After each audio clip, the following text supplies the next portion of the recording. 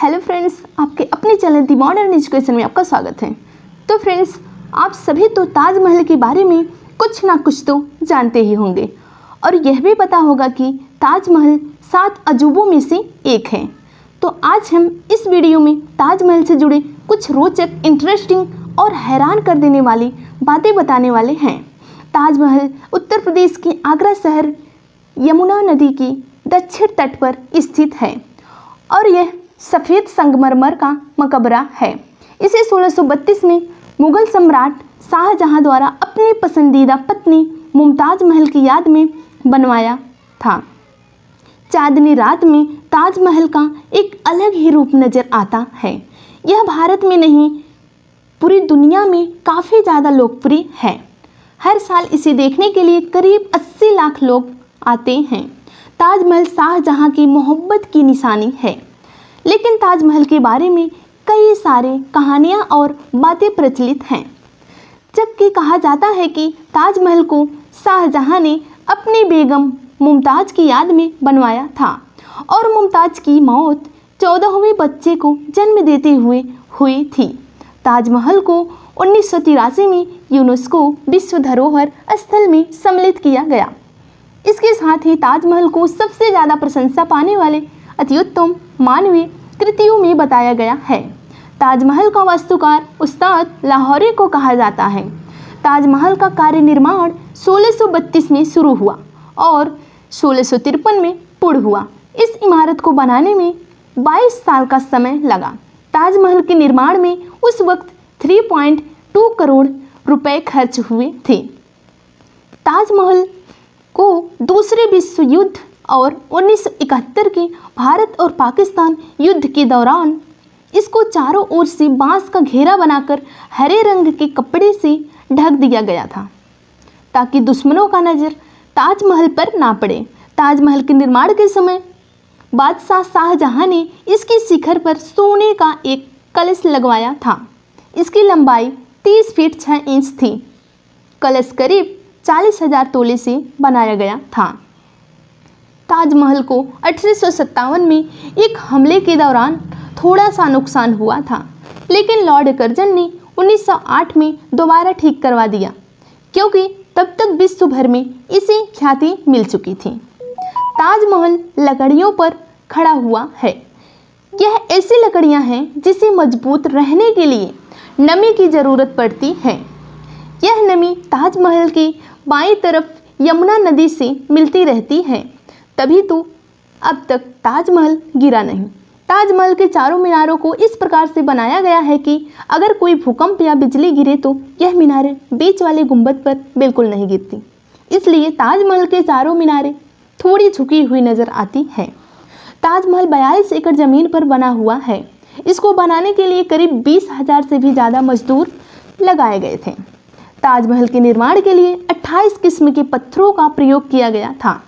यह पत्थर बगदाद, अफगानिस्तान, तिब्बत, मिस्र, रूस, ईरान आदि देशों से मंगवाए गए थे। इन पत्थरों का यह कमाल है कि ताजमहल सुबह गुलाबी, दिन में सफ़ेद और पूर्णिमा की रात में सुनहरा नज़र आता है।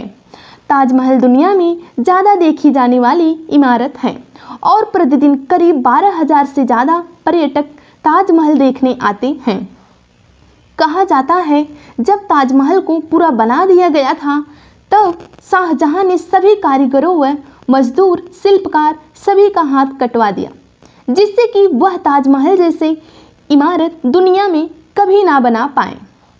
लेकिन कहा जाता है ताजमहल के ऊपर से हवाई जहाज को उड़ाना मना है। पर ऐसा क्यों? अगर हवाई जहाज को यहाँ से उड़ाया जाए तो क्या होगा? तो आपको बता दें कि साल 2006 में भारत सरकार ने एक अधिनियम जारी किया। इसके तहत ताजमहल नो फ्लाई जोन में रखा गया।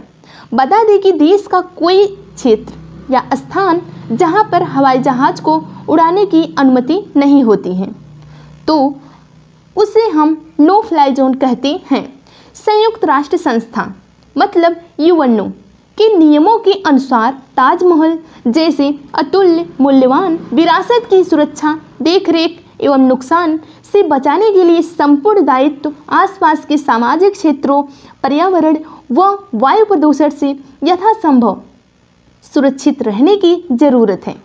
इन बातों को ध्यान में रखते हुए भारत सरकार की नागरिक उड्डयन मंत्रालय ने ताजमहल के आसपास से किसी भी हवाई जहाज को उड़ाने की अनुमति नहीं दी। जानकारी के लिए बता दें कि ताजमहल के 7.4 किमी के अंतर्गत सभी प्रकार के हवाई जहाज की उड़ान पर रोक है। इसी कारण से ताजमहल के ऊपर से कोई हवाई जहाज नहीं उड़ता। ताजमहल के ऊपर से हवाई जहाज नहीं उड़ते और इसके पीछे कई कारण हैं और यह नो एंट्री मतलब नो फ्लाई जोन है। अब आप सोच रहे होंगे कि नो फ्लाई जोन क्या है। आपकी जानकारी के लिए बता दें कि किसी क्षेत्र का ऐसा क्षेत्र या जगह जहां पर हवाई जहाज को उड़ने की परमिशन नहीं मिलता, इसी को नो फ्लाई जोन कहते हैं। आगरा के ताजमहल के अलावा भी कई क्षेत्रों को नो फ्लाई जोन में ही रखा गया है। कई ऐसी जगह भी होती हैं कि जहां की भौगोलिक स्थिति हवाई जहाज के उड़ने की बिल्कुल सही नहीं होती। सुरक्षा की दृष्टि से कुछ इमारतों को भी नो फ्लाई जोन में रखा गया है, जिनमें राष्ट्रपति भवन, संसद भवन, प्रधानमंत्री आवास आदि हैं। नो फ्लाई जोन की शुरुआत लगभग 1991 में हुई। इसे अमेरिका ने सबसे पहले अपने देश में लागू किया। इसके बाद धीरे धीरे प्रमुख देशों ने अपने देश में यह नियम लागू कर दिया। भारत ने साल 2006 में इसे लागू किया। भारत में 10 और ऐसे स्थान हैं जिसे भारत सरकार ने प्रतिबंधित किया है। भारत सरकार किसी क्षेत्र को नो फ्लाई जोन तब घोषित करती है जब उस क्षेत्र को ज़्यादा सुरक्षित करना होता है या फिर उस क्षेत्र का भौगोलिक स्थिति ठीक ना हो। ऐसा नहीं है कि ताजमहल के आसपास से हवाई जहाज को नहीं बुलाया जाता, बल्कि जिस दायरे के अंदर नो फ्लाई जोन रखा गया है उस दायरे को छोड़कर प्लेन उसके ऊपर से, ताजमहल के ऊपर से गुजरती है, बल्कि उसके आसपास होकर गुजरती है। लेकिन जो सरकार द्वारा दायरा बनाया गया है उस दायरे में अगर ताजमहल के आसपास से कोई भी प्लेन गुजरती है तो उसे रॉकेट से उड़ा दिया जाता है। ऐसा सुरक्षा के लिए होता है। इसी तरह से और भी इंटरेस्टिंग वीडियो देखने के लिए चैनल को लाइक एंड सब्सक्राइब करें। Thank you so much.